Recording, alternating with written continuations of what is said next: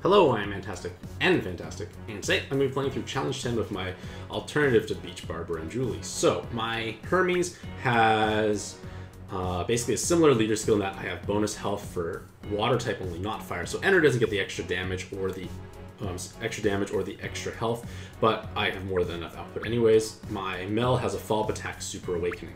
So, the general idea is on this floor here, I will clear off the board and keep my water orbs, and then I will dodge the resolve either by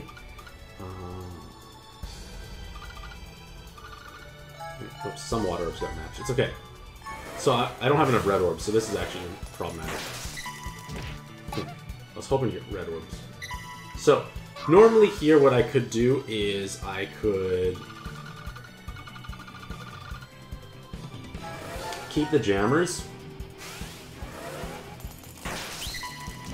I'm trying to get at least red orbs here, or enough orbs. So.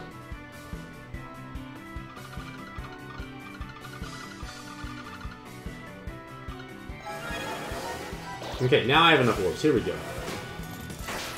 So, you can dodge his resolve mechanic by leaving jammers or poisons because he'll do a 50,000 damage hit, and my team has definitely enough health to survive that. So, what I'm going to do is I'm going to make sure I leave my jammers on the board, and I push them away so there's no way they can possibly match. So here is where they are going to hit me for this big attack, but they won't trigger any of their 1% mechanic abilities.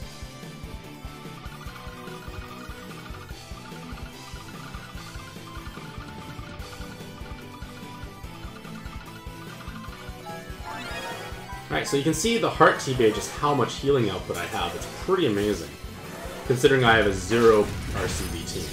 Like, well, sorry, 1 times RCB. So, this is the only big danger in this dungeon, I feel, is that when you get leader swapped, you have to make sure you don't kill it until your leaders are swapped back. If you kill it before your leaders are swapped back, you will die. And that is bad. So I'm just making, like, minimal combos. My hearts become jammers, that's okay. Remember, your health is so high, you can tank things. Okay, perfect. So my leaders are swapped back. I don't have to worry about getting executed by the next floor's preemptive. So, I can sweep the floor here, and don't worry about my health, because I'm getting gravitied anyways. So,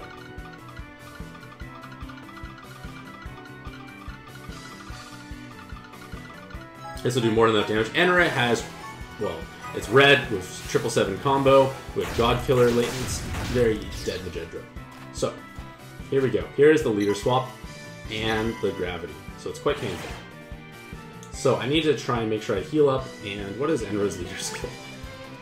When low health, you get big RCB. No, you don't. Yes, big RCB when low health. Unlike a bad Yogg, a lesser Yogg. So, this thing has quite a bit of health. I also have my Mel's Weld inherit, so I'm going to use Weld. It'll give me 1 turn delay, but the board changes, so I can heal up and deal damage at the same time, which is actually quite nice.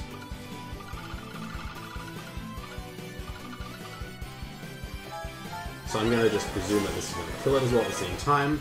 It's a lot of healing. I'm full health again. Very dead spawn. This is great. Technically, I can still kill things even with an Enra swap. It's fine. Let me rub that lamp. I have cloud resist for my Joyra, so that was actually quite convenient. I do not want to let this thing touch me, because it's going to gravity me, and gravities are your worst friend for Beach Barber and Julie teams.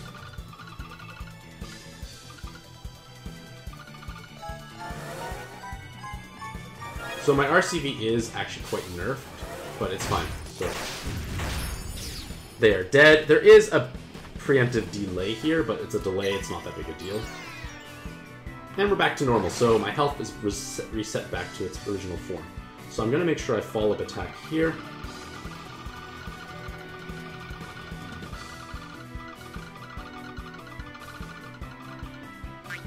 I messed up the cascading patterns. But you know what? You don't even have to hit 7 combos. Technically, for multiplier, you have a multiplier regardless. So, here we go. Follow-up attack, dead. Excellent. And now we come to here, which is actually a big preemptive, but again, I have such a large health pool, it doesn't matter. I pop Joyra to ensure that I don't have this problem anymore, and I'm on my way. How much health does Artemis have? Artemis has 12 million. I should be able to kill that no problem. I'm going to pop my Beach Barbara and Julie, because the next floor is Il-6, and Il-6 has Resolve, so Barbara Julie's active skill has no merit or value. So here we go.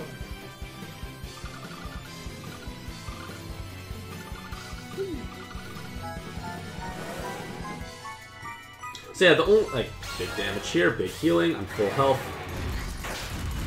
So, I brought a Gabriel inherit on my Hermes. I should have probably used Ionize first at some point, but it's fine. I used the Miracle of Ice to give myself a fall of attack and enough here. Again, the damage is probably overkill anyways, so it's not too big a deal if you pop Ionize, I feel.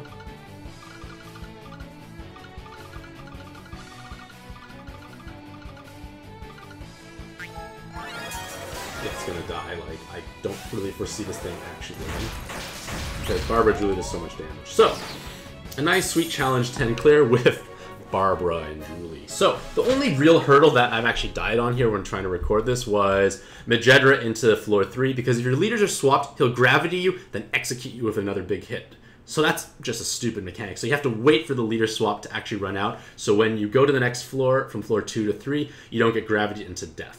So, hopefully this video provides you some inspiration as to what you can do to tackle Challenge 10. I use a very bad I use the closest alternative to Beach Barbara and Julie I have for my monster box. It's obviously not necessary to actually have Barbara and Julie to clear this dungeon, because the damaging outputs as well as the health pools are not as high by comparison. But if you do have the team for Beach Barbara and Julie, it is worth pursuing her, because she is incredibly powerful. She'll allow you to clear lots of content that you could not have beforehand, but again, only do so if you actually have a viable team, and that viable team tends to come from things like Mel, having Joyra, I, especially when it gets the future buff, where she gets another 7 combo awakening. So, hopefully you all have a Mantastic day. I wish you all the best of luck in your own pad adventures, and happy puzzling.